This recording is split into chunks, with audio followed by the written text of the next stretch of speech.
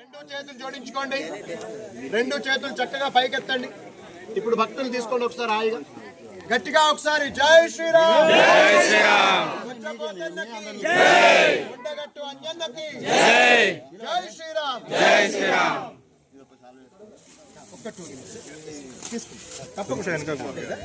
అమ్మా మనం ఇక్కడ 29వ గిరి ప్రదక్షిణ. ఎన్నో గిరి ప్రదక్షిణ?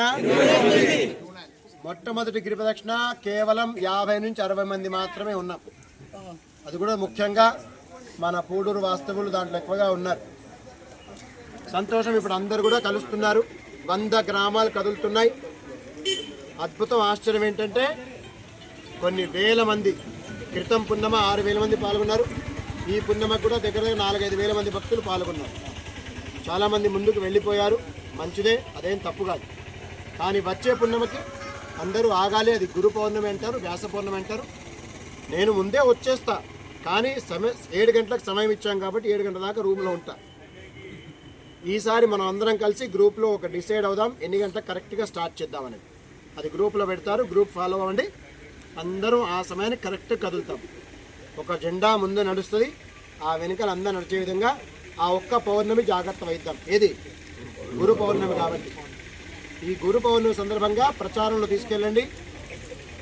గురు లేని విద్య గుడ్డి విద్య అంటారు. ఛత్రపతి శివాజీ గురు సమర్థ రామదాస్ స్వామి శిష్యులుగా మేము మంత్రోపదేశం చేసే అధికారం మాకుంది, పరిపూర్ణ అధికారం ఉంది. ఈ రోజుకు మేము నిత్యం అనుష్ఠానం అంటాం, దీక్ష అంటాం, చేస్తూ ఉంటాం.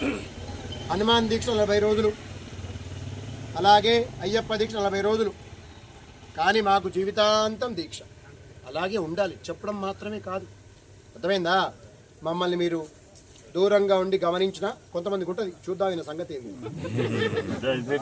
జై శ్రీరామ్. అలా ఉన్నా సరే మేము పద్ధతిగానే ఉంటాం, నిస్సందేహంగా. అర్థమైందా? ఎవరో చూడ్డానికి కాదు. ఇప్పుడు ఈ గిరి ప్రదక్షిణ సందర్భంగా మీకు తెలియాలి. ఇన్ని గిరి ప్రదక్షిణలో ఎక్కడ కూడా మనం ప్రత్యేకంగా ఓ టీవీనో పేపర్నో పిలవాల. ఎందుకని? ఇది దైవ కార్యక్రమం. వాళ్ళు తెలుసుకుని వాళ్ళు రావాలి, వాళ్ళు ఏదో వాళ్ళ వ్యవహారం చూసుకోవాలి. మేముగా ఎక్కడ టీవీ పేపర్ వాళ్ళతో మాట్లాడలేదు. ఇక్కడ పెద్దలు కూడా అద్భుతంగా ముందుకై, ఆదిరెడ్డి గారు అసలు నాకు పరిచయం లేదు, శ్రీనివాస్ గారు ముందస్తుగా చక్కగా అసలు పరిచయం లేదు. కానీ ఒక్కసారి మమేకమయ్యారైతే ఇప్పుడు మేము చక్కగా మాట్లాడుకుంటున్నాం. అలాగే శ్రీనివాస గ్రూప్ అనుకోండి, లేదా చుట్టుపక్కల గ్రామాల్లో భక్తులు అనుకోండి, ఎంత మమేకత్వం మీ అందరితో. ఒకటి మాత్రం నిజమండి, ఏదో ఒక కాలంలో మనం ఏది ఒకటిగా ఉండి ఈ దేశం ధర్మం రక్షించుంటాం. ఆ కాలంలో కూడా ఇప్పుడు కూడా ఆ బాధ్యత భగవంతుడు మనపైనే పెట్టాడు. గట్టిగా ఒకసారి జై శ్రీరామ్. ఇది ఆనందం అంటే, ఉత్సాహం అంటే. ఊరికనే పుట్టలే మనం ఊరికే పుట్టామా? తిరిగి పడుకోవడానికి పుట్టామా? కాదు. మిమ్మల్ని చూస్తే ఖచ్చితంగా చెప్పగలుగుతా, మీరందరూ ఏదో ఒక జమాన్లో సైనికులు. అప్పుడు కూడా దేశం ధర్మం కోసం పనిచేశారు. ఏదో పొరపాటున ఇప్పుడు మనం ఈ సమయంలో, అర్థమైందా, కొన్ని చూస్తున్నాం మనం, చాలా పొరపాటు. వాటి కోసం మళ్ళీ ఒకటైనట్టుగా ఉంది మన వ్యవహారం. గట్టిగా ఒకసారి జై శ్రీరామ్. ఈరోజు 2 విశేషమైన పనులు. ఒకటి, సైనికులకి సన్మానం చేయడం మీ అందరి సమక్షంలో. తర్వాత రెండోది, విద్యార్థులకి నోటు పుస్తకాల పంపిణీ.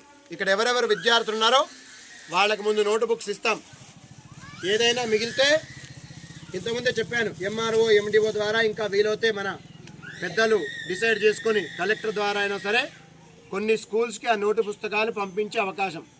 దాదాపు నాకు తెలిసి ఈరోజు ఒక 3000 నోటు పుస్తకాలు ఖచ్చితంగా వచ్చినాయి. గట్టిగా చప్పట్లు కొట్టు. ఎంతమంది సిద్ధంగా ఉన్నారు తెలుసా? నాకు కరీంనగర్ నుంచి ఫోన్ వచ్చింది, కరీంనగర్ నోటు పుస్తకాలు దొరుకుతలేవు స్వామి, ఏం చేయాలి? నిజం. ఒకటి, స్కూల్ స్టార్ట్ అవుతున్నాయి, వాళ్ళు తీసుకుపోతున్నాడు. రెండోది, భక్తులు కొనుక్కోబోతున్నాడు. స్పష్టమైన నాకు ఫోన్ కాల్. అర్థమైందా? నాకు కాల్ రికార్డింగ్ లేదు, నేను పెట్టా కాబట్టి నాకు అది రికార్డింగ్ వినిపించలేదు. కానీ ఆ వ్యక్తి నంబర్ నా దగ్గర ఉంటుంది కాబట్టి మీరు కనుక్కోవచ్చు. అంత ఆనందంగా చెప్పాడు ఆయన. ఆయనకి కరీంనగర్ మొత్తంలో 500 పుస్తకాలు దొరికినాయంట. 500 పంపించాడు. కాబట్టి ఇప్పుడు మనం ముందస్తుగా బొజ్జపోతను అంటాం, వినాయకుల వారు. అవునా? ఈ వినాయకుల సన్నిధిలో మనం సైనికులకు సన్మానం చేద్దాం. ఈ సందర్భంలో అందరూ ఇలా ఛాతీ పైన చేయి పెట్టుకొని అందరూ కూడా మనం మన కోసం ఇట్లాగూ బతికిస్తామండి. కుటుంబం, వ్యవస్థ, వ్యవహారం. అవునా?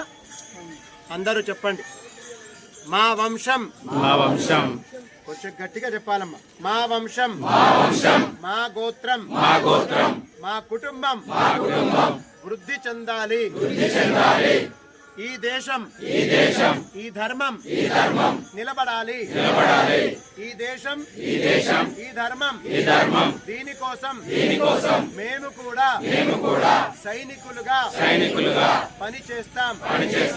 మా వ్యాపారం, మా ఉద్యోగం, మా పని ఏదైనా కానీ చివరగా భారతదేశం నిస్సందేహంగా అద్భుతంగా వెలిగే విధంగా మా శత్రువులకి మా యొక్క అపచారాన్ని లేదంటే హిందువుల పతనాన్ని కోరుకునే ఏదైతే రాక్షస జాతికి మేము గొజ్జపోతన్న సన్నిధిలో ఒక హెచ్చరిక.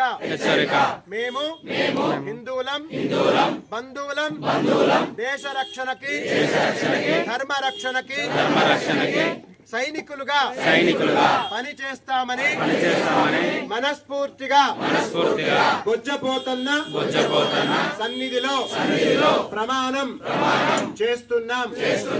మేము మా కుటుంబం మాత్రమే ముఖ్యమని అనుకుంటూనే ఈ దేశం అతి ముఖ్యమని, ఈ ధర్మం అతి ముఖ్యమని, దీన్ని రక్షించుకుంటామని మనఃపూర్వకంగా ప్రమాణం చేస్తున్నాం. మా కుటుంబం నుంచి దేశ రక్షణకి, ధర్మ రక్షణకి ఖచ్చితంగా ఒక వ్యక్తిని నియమిస్తాం. భారత్ మాతాకి. మీరు ప్రమాణం చేసి వెళ్ళిపోయారా చాలా ఇబ్బందిగా ఉంటుంది. ప్రమాణం అనేది అందుకని ఛాతీ పైన చేయి పెట్టుకొని చేసాం మనం. ఈ దేశం అందరికీ భోజనం పెడుతోంది. అందరికి మనం కూడా భోజనం పెడదాం. ఈ దేశం అందరికి కూడా ఆవాసం కల్పిస్తుంది. ఉండండి, చాలా ఆనందంగా ఉండండి. ఎవరు వద్దండి.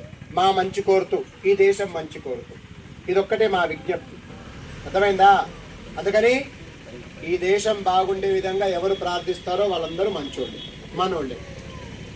ఈ దేశం భోజనం చేస్తూ, ఈ దేశం గాలి పీలుస్తూ, ఈ దేశంలో ఉంటూ ఎవరైతే దేశానికి అహితంగా లేదా మన హిందువులకు అహితంగా ఆలోచిస్తారో వాళ్ళందరూ కూడా మనకి, మన ధర్మానికి, మన దేశానికి శత్రువులతో సమానమే. మనం ఏం చేస్తున్నామంటే ఈ దేశ రక్షణ సైనికులకి మీ అందరి సమక్షంలో ఇప్పుడు సన్మానం చేయడం జరుగుతుంది. గట్టిగా చప్పట్లు ఒకసారి.